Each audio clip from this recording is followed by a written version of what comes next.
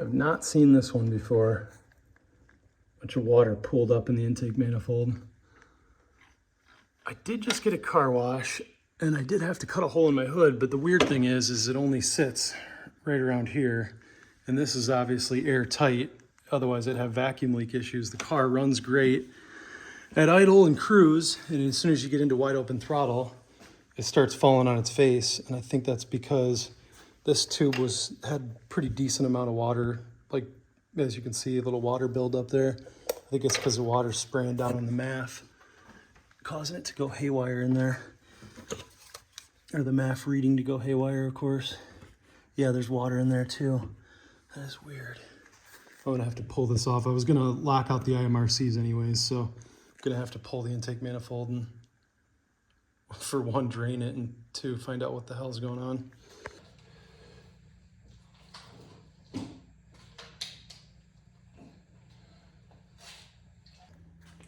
Anyways, the problem we've got on this now is we've got water up in the intake manifold. I pulled this off. I wanted to pull this off anyways because we're going to do an IMRC delete, but there is a ton of water in here. And this happened right after a car wash. So I don't know how it's getting in or how it got in, but it's soaked, and it may have even been like that for a minute because this car had a hesitation problem where under wide open throttle, it would just kind of hesitate a little bit. I wasn't sure if it was a fuel delivery issue. We had a problem at one point where the aftermarket pumps I put in, one of the helper hoses had popped off. So I was almost about ready to pull.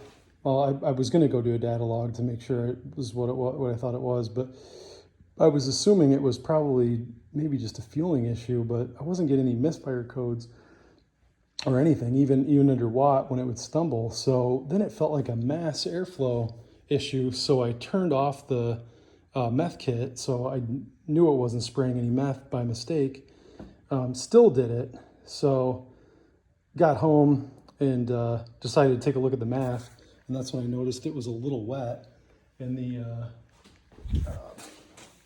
intake pipe that goes from the intercooler up into the throttle body had a lot of water in here, a lot of moisture. So I knew that was getting down onto the MAF, or the mass airflow sensor right there. So as soon as that thing gets a speck of water on it, you're toast as far as drivability.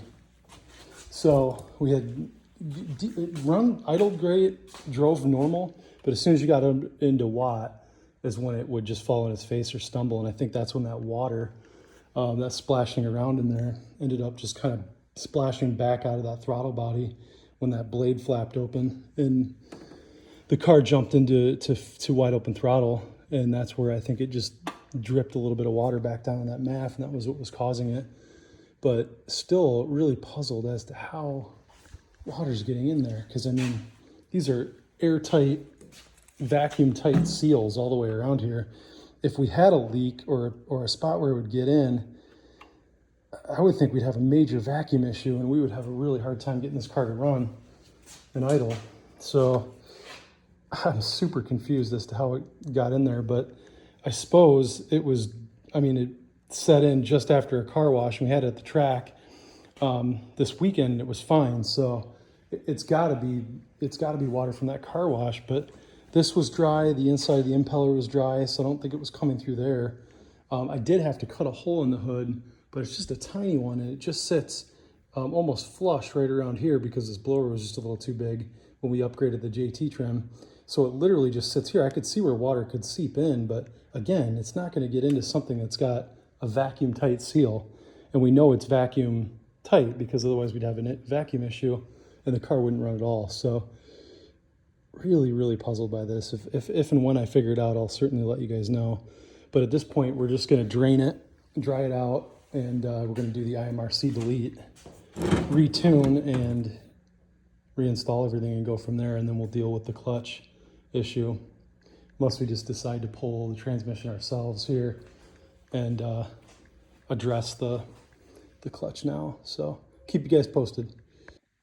Okay guys, so as we're letting that water drain out, we're gonna dry this thing up, but probably let it sit overnight and just drain out. It's pretty much gone now, but anyways, the main reason why we wanted to take this out was to remove the IMRCs and lock them out. So basically the IMRCs, what they are is these runner flaps on each side of the intake ports, I guess you could call them.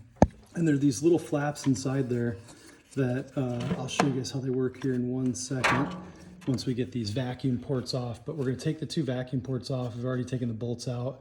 And these vacuum ports run off of a voltage and vacuum on when to open the IMRCs and when to close them. And that's basically run off of a bunch of map points and forward logic inside the tune. So when we're done, we're going to have to tune for this as well and basically delete these IMRCs in the tune file itself, or the car won't run right at all. And the biggest benefit is with boost, it's really a power gain. You don't have to worry about these flaps failing, which they do a lot, and that's where my issue is right now, and I think it's more of a wiring issue than anything, but we're just going to delete them so we don't have to deal with it anymore.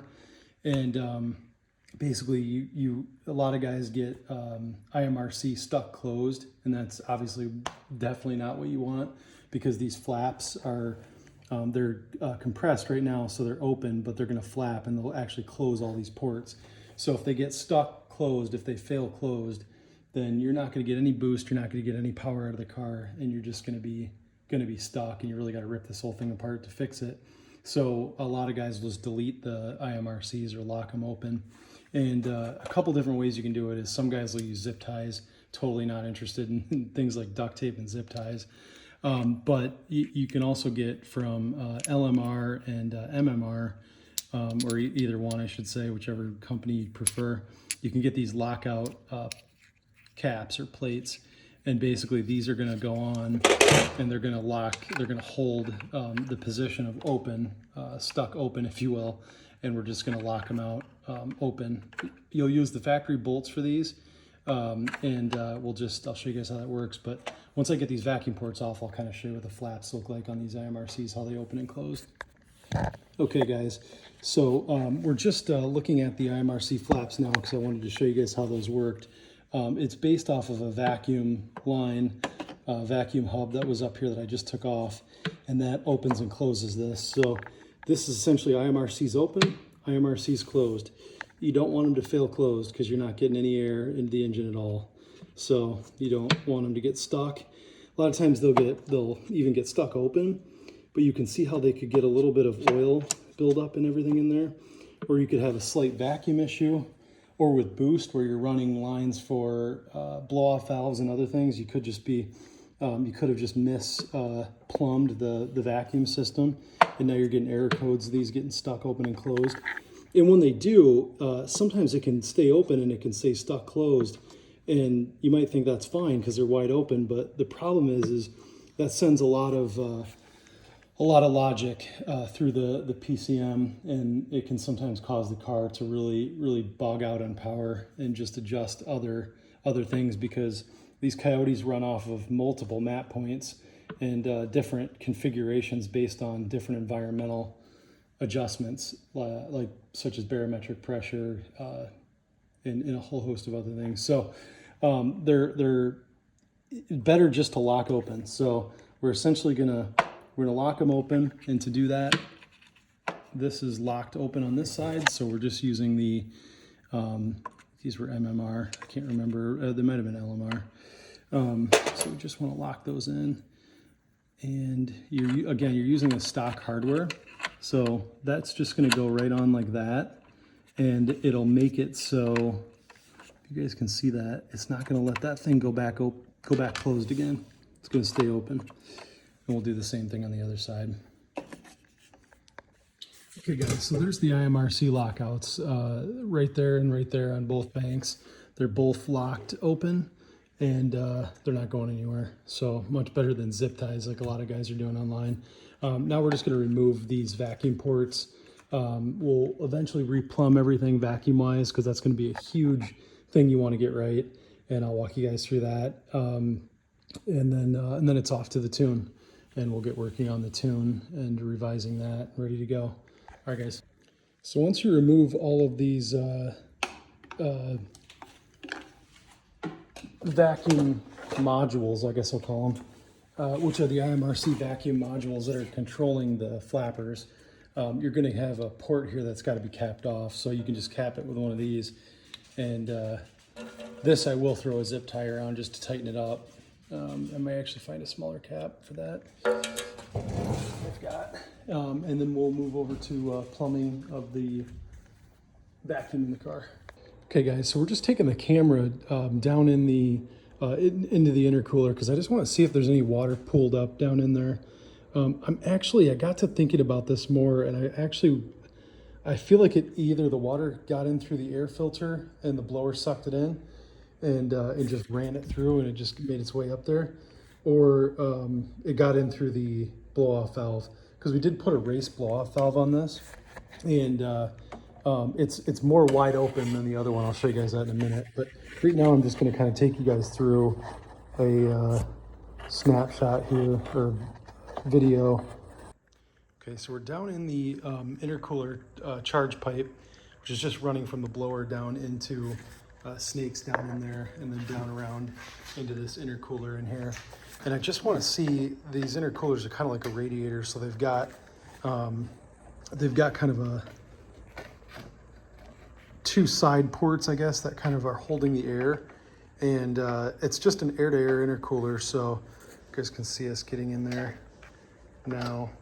You can see a little bit, if I can get this, pull this back out a little bit here, you can see a little bit of moisture around the rubber coupling that's holding the charge pipe onto this intercooler port. But that's not, I mean, it's not terrible, but there's certainly a little bit of water pool there, and we got a little bit on the top ring there too. So I think that's just where it did get in, obviously, and I think that's where it sat. Okay, so we're now inside the first intercooler port on the incoming side, and I don't see any water pooled there, which is awesome. I really didn't want to have to take this front clip off and pull these pipes out and pull the intercooler off and dry it up. So I don't see any water pooled there at all. So we're going to try to check the other side here in a minute. All right, guys, so everything's buttoned back up for the most part. The IMRC lockout plates are in place. You guys can see those back there in red. Intake manifold torqued down to spec. Injector rails torqued down to spec. All the other plumbing put back together. And we are ready to jump over to the tune and make the adjustments for the IMRC delete. The interesting thing about these is you can't just lock those IMRC flaps open and run with it, because Ford Coyote Logic uses a ton of different map points and different tables to run the Ford Logic. So you've got to really go in and make a whole host of adjustments to the tune. So I'm just going to kind of give you guys quick high level on it. But really, just for a quick rundown, you're basically just disabling the switches in the sensor, because we're really just telling the car it no longer has IMRCs. We took out all of the vacuum ports, the sensors, one of the vacuum ports right here. And then you gotta go through the rest of this and just really set everything to open. All of the manual launch section, startup, hardware removed, or I'm sorry, not hardware removed, manual control. And so you're basically just setting all of these IMRC functions to open, because we've now forced the IMRC flaps open. And then there's a host of other tables you've got to adjust, and we can get into that in another video. But the tune is all set, so we're about to flash that to the car, and then we'll give it a start up and dial the tune in from there. Okay guys, so the IMRC delete and tune is all set. First revision we were dialed in, so that's good. Everything seems to be running great.